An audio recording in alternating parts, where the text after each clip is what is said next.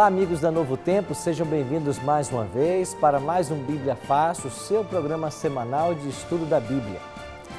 Ao longo desses meses temos aprendido a respeito do profeta Daniel e do seu livro. A despeito de ter sido escrito há quase 2.600 anos no passado, as lições que esse livro encerra são para os nossos dias. E hoje chegamos ao capítulo 11 desse livro. Por isso eu convido você a tomar a sua Bíblia e junto com todos nós aqui no Cevisa, esse time tão especial que ao longo dessas semanas tem estado participando e compreendendo um pouquinho mais a respeito desse livro. Se você que está em casa deseja receber o nosso guia de estudo, você pode solicitar. Essa revista é inteiramente grátis e ela contém os 16 temas que nós estamos apresentando aqui no programa Bíblia Fácil. Basta você ligar para nosso telefone é 0 operadora 12 21 27 3121 ou então acessar o site novotempo.com/Bíblia Fácil. Aproveita e curte a nossa página no Facebook, facebook.com/Bíblia Fácil NT. O tema que hoje vamos estudar fala a respeito de guerras. Na realidade, reis em guerras é o 14º tema de nossa temporada. Vamos olhar agora em Daniel capítulo 11 e nós iremos aprender a respeito dos reis do norte e dos reis do sul, as intrigas, as brigas, e poucos capítulos da Bíblia trazem tantos detalhes históricos quanto o capítulo 11 do profeta Daniel. Mas antes de começarmos nosso estudo, o nosso hábito aqui é sempre orar antes de abrir a Bíblia. E eu convido você que está em casa nos assistindo para participar desta oração, pedindo a iluminação de Deus para o tema que vamos estudar. Bondoso Deus e Pai, mais uma vez nos reunimos para estudarmos a Tua Palavra. Suplicamos a Tua bênção e a Tua direção. E que ao abrirmos o livro sagrado, o Senhor possa falar a todos nós mais uma vez. Dá-nos a Tua bênção para esse estudo. Em nome de Cristo nós te oramos. Amém. Estamos prontos para mais um tema da Palavra de Deus. Vamos tomar nossas Bíblias e vamos para Daniel capítulo 11. Nós já aprendemos aqui que a última visão do profeta Daniel, a quarta das visões, está registrada nos capítulos 10, 11 e 12 do livro que leva o seu nome. Daniel recebeu, nesses 3 capítulos, uma visão falando a respeito do clímax da história humana até os dias da volta de Jesus. E nós cremos de que esses capítulos têm um significado especial para as pessoas que vivem no século 21. Nós, justamente nós.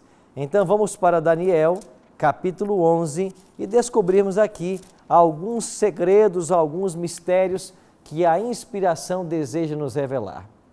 Quando estudamos profecias, o que acontece é que o nosso Deus descortina o futuro diante de nós e nós podemos compreender as coisas que vão acontecer. Muitas pessoas, para saberem o futuro, elas estão buscando horóscopos, tarôs, búzios, cartomancia, necromancia. Nada disso funciona. Isso é tudo ilusão. Isso são ilusões que acabam enganando as pessoas. Nada disso funciona.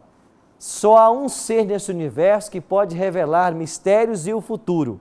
Esse ser é Deus. E o que Deus quis revelar sobre o futuro está em sua palavra.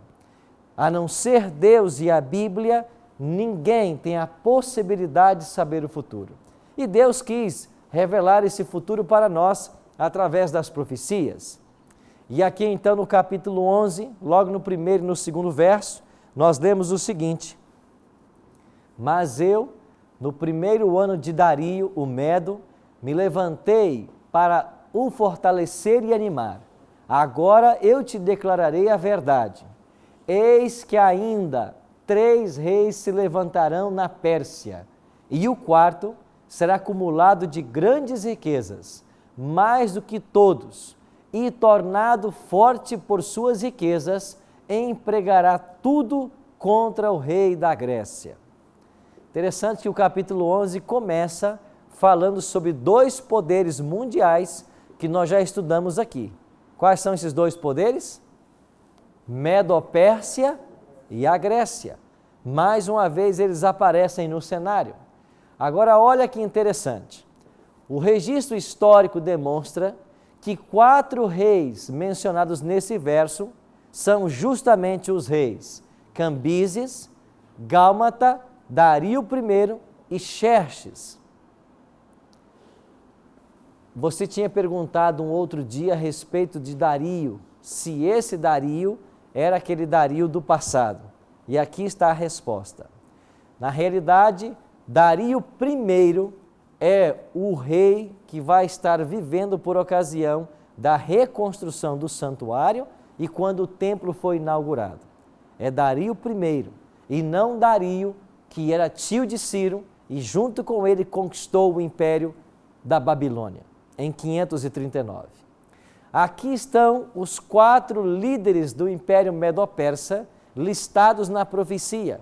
E diz o texto de que o quarto deles seria cheio de riquezas. O que a profecia nos fala de Xerxes? Os 4 na linhagem. A profecia informa de que esse rei despendeu 4 anos estocando armamentos e preparando um exército. Suas legiões marcharam contra a Grécia, mas foram derrotados. Porque a profecia vai falar de um outro poder que estava chegando. Olha agora, quais as características do rei que derrotaria a Medo-Pérsia. Olha para os versículos 3 em diante. Depois se levantará um rei poderoso, que reinará com grande domínio e fará o que lhe aprouver. Mas no auge do seu reino será quebrado e repartido para os 4 ventos do céu, mas não para a sua posteridade, nem tampouco segundo o poder que reinou, porque o seu reino será arrancado e passará outros fora dos seus descendentes. O rei do sul será forte, como também um dos seus príncipes. Este será mais forte do que ele, e reinará, e será grande o seu domínio. Ao olharmos para essa profecia, vocês veem aqui uma clara alusão a Alexandre, o líder da Grécia. Nós estávamos falando da Medo-Pérsia e da Grécia, falamos dos últimos 4 líderes do Império Medo-Persa, e agora a Bíblia diz de que se levantaria um grande rei, Alexandre, liderando a Grécia, e de que esse rei, ele no auge do seu poder, o seu reino seria quebrado. E nós já estudamos aqui que Alexandre, no ano 323 a.C., aos 33 anos, ele morre. E quando ele morre, 4 generais assumem o controle. Agora a profecia nos dá um outro detalhe. Aqui nos diz que após a morte dele, os seus descendentes não assumiriam o trono, mas outros assumiriam. Quando Alexandre morre, a princípio, o filho dele e o irmão começam a reinar, mas logo, logo eles serão assassinados pelos generais de Alexandre. Kênia? Pastor, eu observei que ao longo do livro de Daniel, essas profecias se repetem. Primeiro, ele tem a visão da estátua, o Nabucodonosor, né, tem a visão da estátua e ele decifra. Depois ele vê os animais e agora novamente. Com a finalidade de várias repetições, com o mesmo significado. Lembra que nós apresentamos para vocês um conceito sobre Daniel, de que a profecia é uma verdade que se amplia? A cada vez que a profecia toca no mesmo assunto, ela traz novos detalhes. Por exemplo, no capítulo 2, quando a profecia falou da estátua, ela simplesmente mencionou os 4 impérios, o metal que representavam e alguns detalhes mais. Mas quando vamos para o capítulo 7, por exemplo, você já tem um leão alado simbolizando Babilônia, e de que essas asas seriam arrancadas, e de que esse leão receberia a mente de homem, e seria posto em pé sobre os 2 pés. Detalhes do que aconteceria com Nabucodonosor, que nós estudamos no capítulo 4, a loucura dele. Quando vamos para a Medo-Pérsia, no capítulo 2 são os peitos e braços da estátua. No capítulo 7 é um urso. e que já traz 3 costelas na boca, que nós aprendemos aqui, que são símbolos da Lídia, Babilônia e Egito, as 3 principais conquistas do Império. Então você percebe que cada vez que a profecia volta num tema, ela enriquece o assunto com mais detalhes? Como estamos chegando no capítulo final de Daniel, ou seja, nós vamos agora ver os últimos detalhes que a profecia quis revelar para nós. E o primeiro deles era que Alexandre, quando morresse, a descendência dele não se sentaria no trono. De fato, olha o que diz a profecia. Quando Alexandre estava no auge do seu poder, ele morre. E quando ele morre, ele foi sucedido por seu filho, que nasceu após a sua morte. Depois é o irmão de Alexandre, chamado Filipe, que vai dominar o trono da Grécia, mas não por muito tempo, porque os generais de Alexandre assassinaram seu filho, seu irmão e dividiram o reino entre si. Então veja que é apenas aqui no capítulo 11 que esse detalhe do reino da Grécia não ficar nas mãos dos descendentes de Alexandre. É a primeira vez que a profecia introduz esse elemento. Agora está mais uma vez claro de que esses generais se rebelaram contra a família de Alexandre e dividiram todo o Império Greco-Macedônio em 4 áreas. A partir desse momento, no capítulo 11, esse capítulo da Bíblia vai usar várias vezes a expressão reis do norte e reis do sul. E todas as vezes que nós lermos reis do norte e reis do sul, em Daniel capítulo 11, nós temos que entender de que esses reis representam as 2 dinastias que permaneceram dos 4 generais de Alexandre. Os reis do sul foi a dinastia Ptolomeia, porque Ptolomeu deu sequência ao governo dele. O rei do norte, Seleuco, e Lisímaco e Cassandro finalmente foram derrotados e perderam seus territórios. E dos 4 generais restaram apenas 2. É por isso que na história você vai ter apenas a dinastia Seleucida e a dinastia Ptolomeia. Não 4 dinastias, apenas 2. Somente esses 2 generais é que vão continuar no poder. Todos os reis do sul, aonde estava o Egito, vão agora portar o nome de Ptolomeu. E todos os reis do norte vão levar o nome de Seleuco ou Antíoco. E a partir daí, você vai ter Antíoco I, Antíoco II, Antíoco III, Antíoco IV. Então a dinastia foi mantida por mão desses 2 generais de Alexandre. Agora a Bíblia começa a nos informar vários detalhes.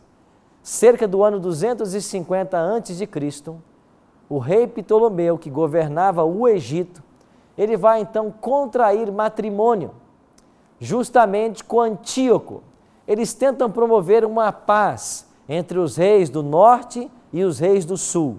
E esta paz foi buscada através de um casamento. Que casamento foi esse? Antíoco se casou com Berenice, que era filha de Ptolomeu. Mas interessante que Daniel havia dito que ao cabo de anos eles se aliarão. E a filha do rei, diz o verso 6, a filha do rei do sul virá ao rei do norte para fazer um tratado.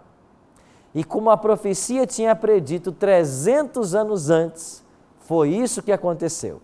Antíoco buscou a filha de Ptolomeu para contrair matrimônio. Ela se chamava Berenice.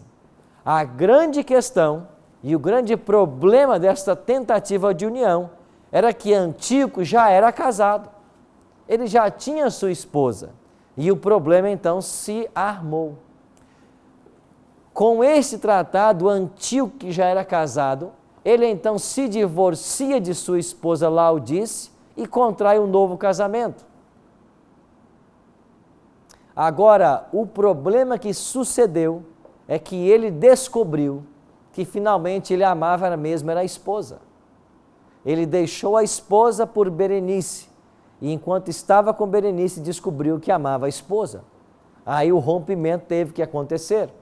Então, quando aconteceu o rompimento, os problemas aumentaram. E então Antíoco logo percebeu que amava sua primeira esposa, mais do que a nova mulher. E então, depois que seu sogro morre, Ptolomeu, ele se divorcia de Berenice e ele retorna aos braços da sua esposa Laodice.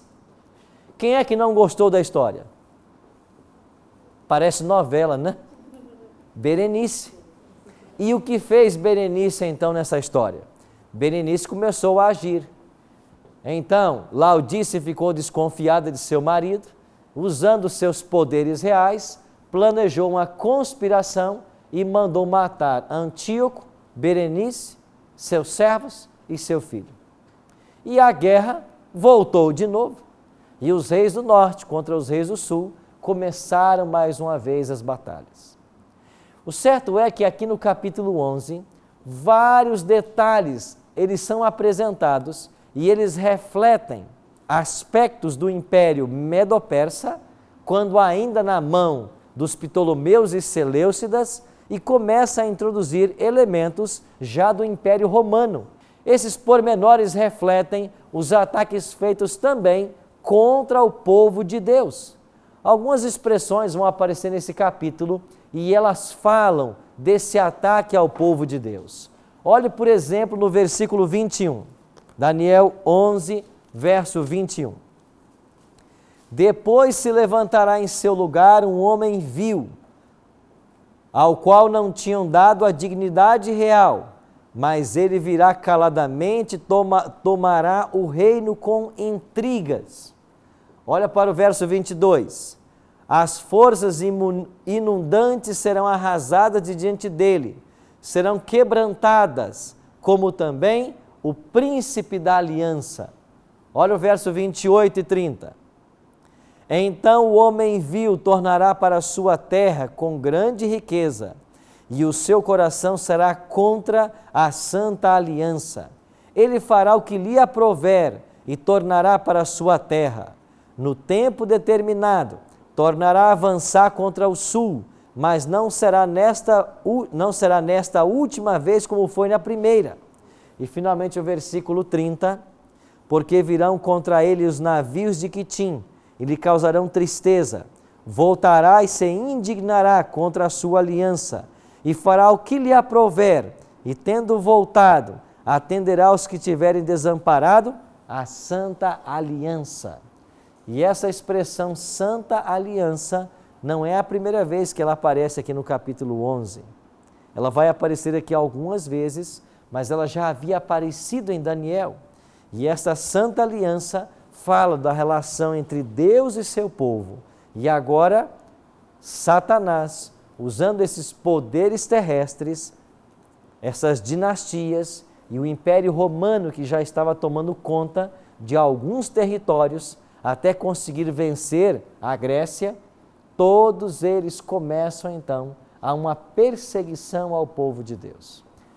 O capítulo 11 trata de certos detalhes históricos que até os historiadores têm dificuldade em entender, dado a riqueza de detalhes.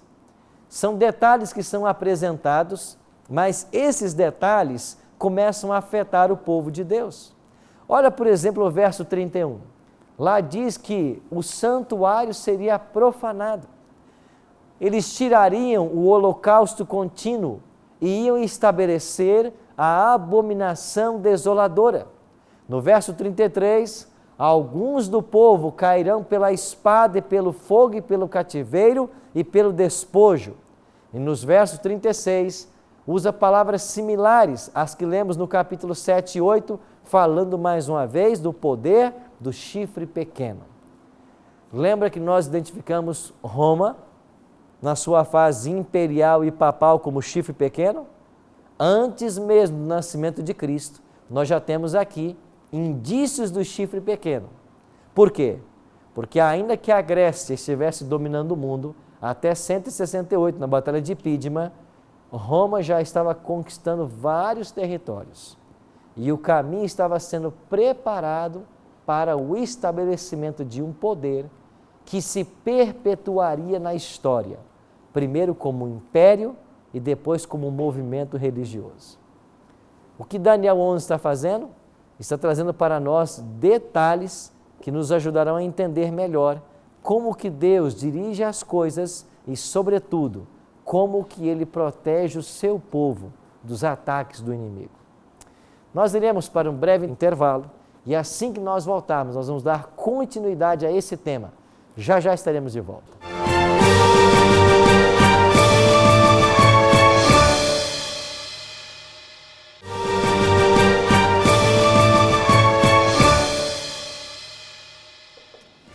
Ok, estamos de volta com Bíblia Fácil, hoje estudando a respeito de Daniel capítulo 11, sobre os poderes do norte e do sul. Vimos no primeiro bloco de que após a passagem do Império Medo-Persa, um grande rei se levantaria. E esse grande rei é identificado na profecia como Alexandre.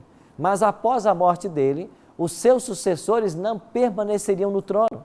De fato, os 4 generais de Alexandre o Grande, Ptolomeu, Licímaco, Cassandro e Seleuco, eles vão assassinar os descendentes de Alexandre e vão dividir aquilo que a história conhece como o Império Greco-Macedônio. E a partir desse momento, 2 dinastias vão prevalecer, os Seleucidas e os Ptolomeus. E essas 2 dinastias, elas vão continuar até a ascensão do próximo império, Roma, e do aparecimento do chifre pequeno. Mas ao terminarmos o primeiro bloco, o pastor Alexandre tinha uma pergunta. Pastor Arilton, nós já vimos ao longo dos estudos que nós temos feito ao longo desses meses, que esse cumprimento da profecia, mais especificamente esse versículo 31, que nós lemos no bloco anterior, ele fala de um reino papal ali, né, daquela reinado papal que aconteceu já naqueles tempos, né, e que terminou, né, com a prisão ali de Pio XII, né? Mas existe uma linha de pensamento, ou algumas linhas de pensamentos por aí, que acreditam e até afirmam que o cumprimento dessa parte da profecia de Daniel aqui se dará no futuro, onde no reinado do anticristo, que acreditam que virá a reinar aí pelo período de 7 anos, que seriam 3 anos e meio ali, nesse momento ali, onde ele vai profanar o templo, mas é aquele templo lá de Jerusalém que acredito que será reconstruído, esse mesmo templo que hoje funciona a mesquita ali muçulmana, né? Eles acreditam que ela será derrubada e que depois o templo será construído e o anticristo estará habitando ali. E nesse momento, segundo eles, Roma estará se posicionando contra o anticristo. O que explicar disso? Você vê que, na realidade, o que é feito na teoria dispensacionalista a respeito desse tema é uma verdadeira miscelânea. Para começar, Daniel identifica o chifre pequeno como sendo Roma em suas 2 fases. Se o chifre pequeno é a própria Roma, como que ela pode voltar-se contra si própria? Esse é um problema. Segundo problema, como que na teoria dispensacionalista eu posso pegar a 70ª semana, que nós já estudamos aqui, e que teve o seu cumprimento dos anos 27 até o 34, com o batismo de Cristo e a morte de Estevão, e que na metade da semana, segundo Daniel 9, 27, o Messias faria aliança com muitos, mas na metade da semana faria cessar o sacrifício, e Cristo fez cessar o sacrifício com sua morte. Como que eu posso pegar uma das 70 semanas e deslocar para o futuro? Eu não posso fazer. Um outro problema que nós enfrentaríamos aí.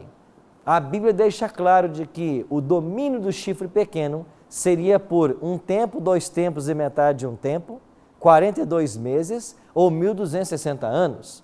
Isso aconteceu na história e nós vimos que começou em 538 e foi até 1798. Um outro problema, se nós pregarmos uma restauração do santuário em Israel, onde hoje existe lá uma mesquita, Jesus Cristo é um mentiroso. Porque ao se dirigir para o templo, ele disse para os discípulos, não ficará aqui pedra sobre pedra que não seja derribada. Ele disse que o santuário seria destruído e a Bíblia, em momento algum, fala de uma reconstrução desse santuário.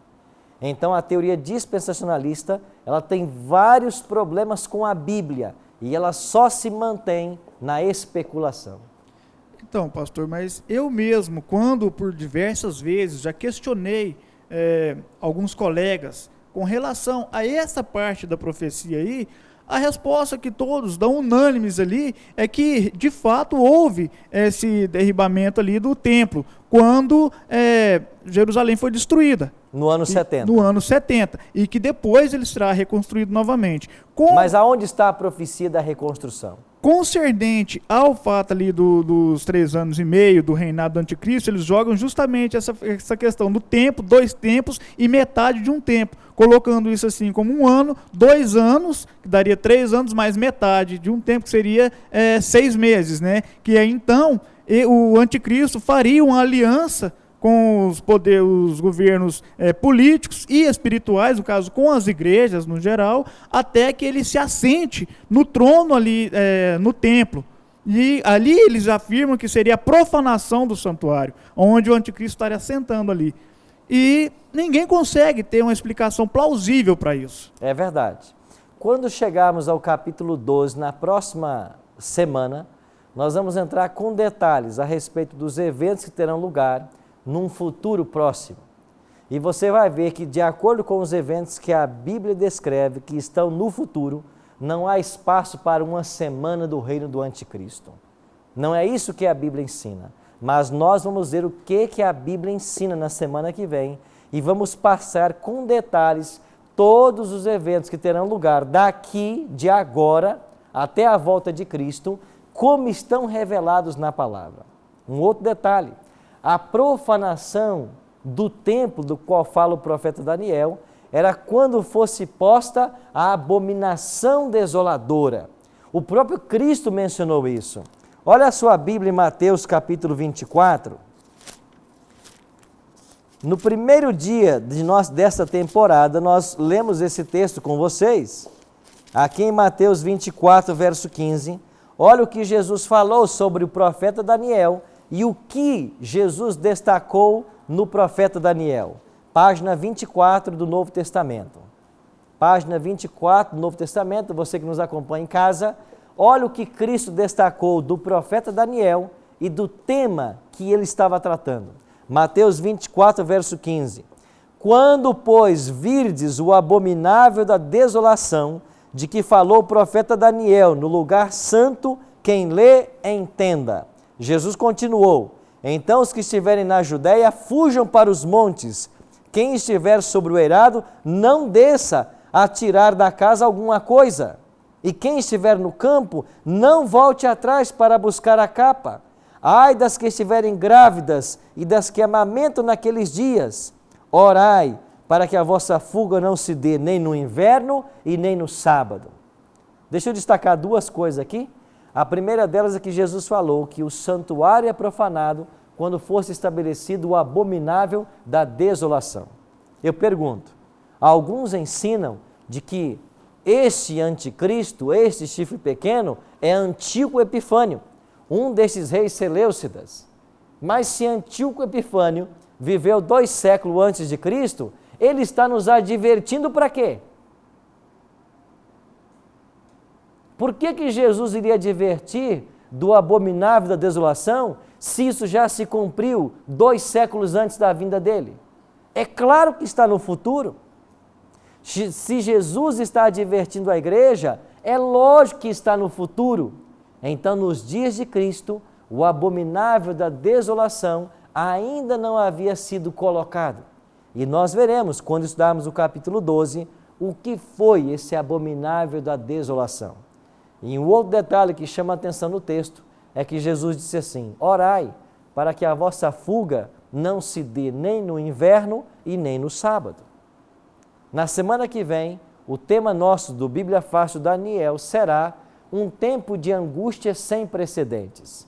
E sabe o que vamos aprender? De que chegará um tempo de prova para o povo de Deus, qual nunca houve desde a criação da humanidade. E Jesus, antevendo dias assim, ele disse: orai para que a vossa fuga não se dê no inverno e nem no sábado. No inverno, por causa da condição climática. para não dificultar a nossa fuga. No sábado, para não ser profanado o santo dia de Deus. Você percebe quantas coisas Jesus quer nos ensinar em sua palavra? Mas nós veremos com mais detalhes essa questão no capítulo 12 de Daniel. Certo? Vamos avançar um pouquinho mais em nosso estudo do capítulo 11. O capítulo 11 chega ao seu clímax com um ataque final contra o povo de Deus. Mas as boas novas são que a vitória já está garantida para os fiéis seguidores, e todos os que amam a Deus haverão de triunfar. É essa a promessa do capítulo 11. Olha o que diz o verso 45 agora. Daniel, voltamos lá para Daniel, capítulo 11, e olha o verso 45. Armará suas tendas palacianas entre os mares contra o glorioso Monte Santo, mas chegará ao seu fim e não haverá quem o socorra. Quando termina o capítulo 11, fala-se de uma ameaça ao Monte Santo de Deus, mas da derrota do poder que ataca ao povo de Deus. Assim, chegará ao seu fim e não haverá quem o socorra. Ou seja, aqueles que estão atacando o povo de Deus, não haverá socorro para esses. E quando terminamos o capítulo 11, imediatamente após as descrições das guerras e dessas cenas, o capítulo 12 introduz com um verso apresentando mais uma vez o libertador do povo de Deus. Olha o que diz o versículo 12, capítulo 12, verso 1. Nesse tempo se levantará Miguel, o grande príncipe, o defensor dos filhos do teu povo, e haverá um tempo de angústia qual nunca houve, desde que a nação até aquele tempo. Mas naquele tempo será salvo do teu povo todo aquele que for achado inscrito, aonde? No livro. Que livro é esse? É o livro da vida. O livro da vida é um livro que existe no céu. E toda pessoa que aceita a Cristo como Salvador pessoal e passa pela cerimônia do batismo, tem o seu nome colocado no livro da vida. Quando Cristo enviou os discípulos para pregarem, para expulsarem demônios, para curarem, eles tiveram grande sucesso numa primeira missão. E quando eles voltaram com um relatório para Jesus, eles disseram: Senhor, nós pregamos, cumprimos a tua ordem, até os demônios se submetem a nós. E a resposta de Cristo para eles foi: mas bem-aventurados sois, porque o vosso nome está escrito no livro da vida dos céus. Quando nosso nome é colocado lá? Quando eu aceito a Cristo. É por isso que a Bíblia diz que abaixo do céu não existe outro nome pelo qual importa que eu seja salvo. E quando termina o conflito do capítulo 11, o capítulo 12 já inaugura falando do libertador, falando de Cristo. E mais uma vez aqui ele é chamado de Miguel. Esse Miguel é o que vem para libertar o povo de Deus. E a libertação do povo de Deus está prometida. E ela vai se concretizar no segundo advento de Cristo. Então, o livro de Daniel, que começa no ano 605 a.C., ele caminha ao lado dos fatos históricos para o maior evento de todos, que será a gloriosa volta de Jesus. E aqui eu tenho que destacar um ponto para vocês. Mais de 300 textos nesse livro falam da volta de Cristo. Ao mesmo tempo, as pessoas estão ensinando por aí ensinos que não são corretos. Estão ensinando que Jesus não volta. Outros ensinam que ele volta, mas é uma volta espiritual. Outros ensinam que ele não volta, haverá um arrebatamento secreto. Mas olha, a Bíblia não tem nada de arrebatamento secreto. A Bíblia não ensina que a volta de Jesus será secreta. Pelo contrário, a Bíblia diz que a volta de Cristo será visível, audível, literal.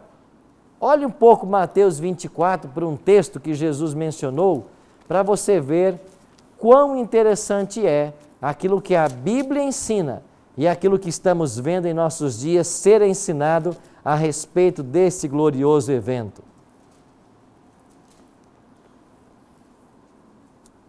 Mateus capítulo 24, olha o que disse Cristo no verso 26, página 24. Portanto, se vos disserem, eis que ele está no deserto, não saiais. Ele no interior da casa, não acrediteis. Porque assim como o relâmpago sai do oriente e se mostra no ocidente, assim há de ser a vinda do Filho do Homem. Por acaso um relâmpago, quando ele surge no céu, há alguma coisa de secreto nisso? Claro que não. É um incidente visível para todos. Olhe um outro detalhe, versículo 30. Então aparecerá no céu o sinal do Filho do Homem. Todos os povos da terra se lamentarão e verão o Filho do Homem vindo sobre as nuvens dos céus com poder e muita glória. Todos verão Cristo voltar com poder e muita glória. Não há nada de secreto nisso. Sim, Kênia? É ensinado na minha igreja que isso ocorrerá na segunda vinda de Jesus, na parousia. Primeiro haverá o arrebatamento secreto, enquanto a igreja estiver na glória, vai haver 3 anos e meio de um período de falsa paz. No segundo período de 3 anos e meio, o anticristo mostra quem realmente ele é. E depois disso, Jesus volta com a igreja, e aí esse evento aqui, segundo a visão dispensacionalista, aí é que ocorrem esses fatos. Então deixa eu entender algumas coisas dessa visão. Se acontece um arrebatamento secreto, quem é que são arrebatados? Os salvos? Os salvos. Todos os salvos? Todos os salvos. E esses são levados para o céu? Sim. Quanto tempo eles ficarão lá? Durante 7 anos, nas bodas do Cordeiro. 7 anos? 7 anos. Aí depois de 7 anos, Cristo volta com a igreja. Sim. E aqueles que estavam aqui na terra durante os 7 anos, há chance de salvação para eles? De acordo com essa visão, essas pessoas, elas serão salvas se elas vão conseguir a salvação derramando o seu próprio sangue. Serão mártires? Serão mártires. Nesse caso, eu acredito que está invalidando o sacrifício de Jesus. Então elas são salvas porque elas entregam o seu próprio sangue. Porque elas não negam a Cristo, e não negando a Cristo, porque o anticristo vai exigir que elas neguem a fé. E elas não negando a fé, elas alcançam a salvação. Aí elas serão mortas. Aí Jesus volta com uma igreja para reinar no milênio. Prende Satanás, pega o falso profeta e a besta, atira no lago de fogo, né, e prende por 1000 anos Satanás e reina aqui com a igreja por 1000 anos. Depois de 1000 anos, Satanás será solto e volta para enganar as nações. Essa é a visão. Você percebe quanta confusão é feita a respeito desses eventos? Principalmente quando tenta-se pegar a 70ª semana de Daniel e colocar no tempo do fim? O que nós temos que entender é uma coisa. Quando Cristo voltar a essa terra, e Ele não volta uma vez com a igreja e depois novamente, não. Ele vem para buscar a sua igreja, para buscar os seus salvos. A palavra de Deus também ensina de um tempo onde não mais haverá oportunidades de salvação. Jesus Cristo falou sobre isso ao contar a parábola das 10 virgens. 5 eram loucas e 5 prudentes. Quando o noivo veio, as que não tinham azeite ficaram de fora e elas se perderam para sempre. Apocalipse 22:11 fala que vai chegar um momento em que quem está salvo continuará salvo e quem está perdido continuará perdido. Isso tudo ocorrerá antes da volta de Cristo, porque uma vez que Cristo vem, ninguém mais tem chance de salvação. Só existe oportunidade de salvação antes que Jesus volte e antes que termine o tempo de graça que é dado para todo ser humano. Isso foi o que eu aprendi, mas o que ensino na minha igreja foi o que eu acabei de falar. Isso aí nós sempre divergimos nesse ponto de vista. Entendi. Porque eu acho que não faz mesmo sentido. E como você, tem muitas pessoas que ficam confusas com esses ensinos. Ensinos esses que não estão pautados na palavra de Deus. O que nós precisamos ao estudar as profecias é estabelecer cronologicamente os eventos que terão lugar até o glorioso aparecimento de Jesus. E quando Cristo voltar, Ele próprio ensinou que quando Ele voltar, Ele vai vir para retribuir a cada um segundo as suas obras. Então Ele volta para retribuir. É impossível alguém receber a recompensa antes. É por isso que não existe arrebatamento secreto. O que existe é a volta visível, literal e pessoal de Jesus para aqueles que estão se preparando agora. E os eventos que a Bíblia descreve em Daniel e também em Apocalipse, que terão lugar, nós podemos claramente estabelecer uma cronologia neles. É o que faremos semana que vem. E quando compreendermos essa cronologia clara que a Bíblia coloca para nós, não ficará espaço para o engano. O certo é que Cristo está voltando e nós devemos fazer o devido preparo. Preparo para quê? Para recebê-lo em glória e majestade. A volta de Jesus será o maior acontecimento de toda a história humana. E uma grande verdade que a Bíblia ensina para nós é que você querendo ou não, Ele vai voltar. Não depende da sua vontade. Ele vai voltar, querendo ou não, Ele vai voltar. E o que eu preciso fazer? Eu preciso me preparar para esse evento. E como que eu me preparo? Eu tenho que ler mais esse livro. Eu tenho que investigar esse livro dia e noite. Eu tenho que descobrir qual é a verdade pura e cristalina desse livro. Eu tenho que pautar a minha vida por ele. E eu tenho que viver o que o Evangelho me ensina. Eu não posso viver de filosofias e tradições e dogmas humanos.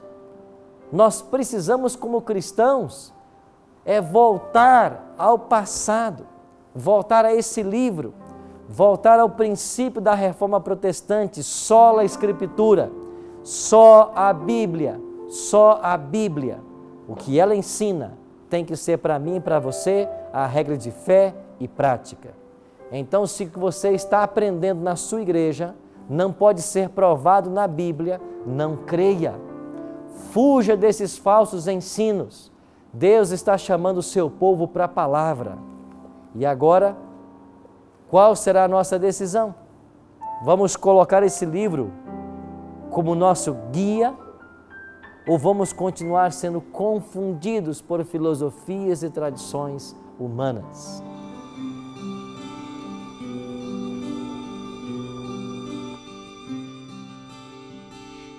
Vezes eu falhei até que encontrei tua palavra, ó Senhor. E hoje se eu cair, não vou mais me ferir. Tua graça me cobre, Senhor.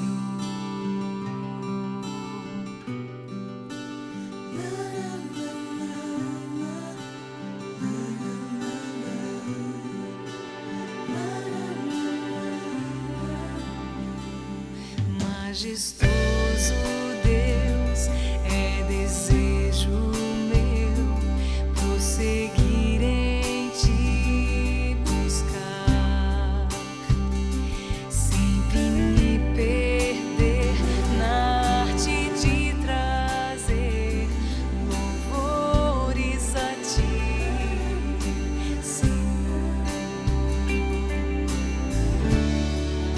O meu coração coloco em tuas mãos e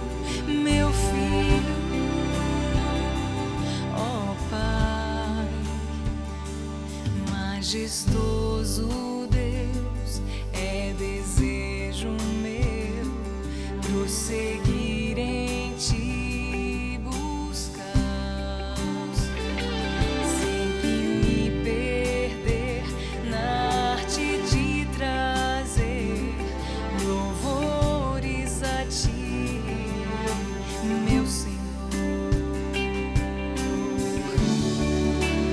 Meu coração coloco em Tuas mãos e tudo o que eu sou, com vestes de louvor, eu vim, ó Senhor, oferecer o meu melhor no Teu altar, na sala do trono, sentado à mesa, contemplando Tua beleza, além do véu do Santo dos Santos. Sou só um súdito, mas ouço Tua voz me chamar de filho, meu filho, Tu és meu Pai. Eu sou Teu filho, Senhor. Eu sou Teu filho, Tu és meu Pai.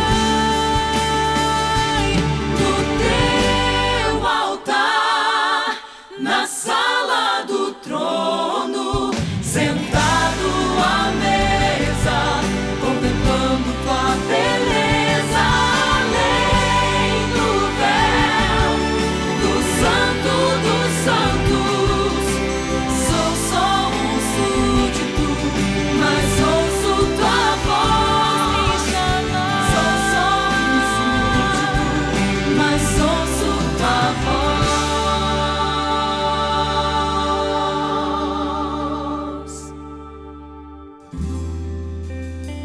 me chamar,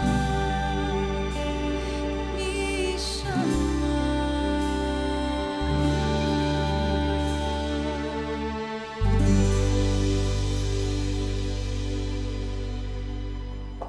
Você está ouvindo a voz de Cristo a te chamar? Quando termina os conflitos do capítulo 11 de Daniel, no primeiro verso do 12, surge Miguel mais uma vez, para libertar seu povo. Jesus declarou em João 8,32, de que quando nós conhecemos a verdade, nós somos libertos. E Ele declarou em João 14, eu sou o caminho, eu sou a verdade, eu sou a vida. O próprio Cristo é a verdade. Quanto mais você se aproximar desse livro, mais perto você vai estar dele.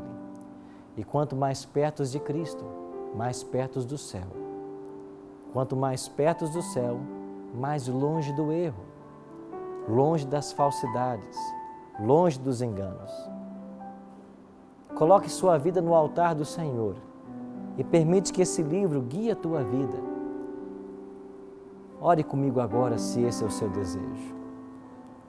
Pai Santo, louvamos o Teu nome, porque a despeito das guerras e conflitos que se assentou nesse mundo, a despeito do grande conflito que envolveu o Teu povo, Miguel se levantará para salvar a todos nós.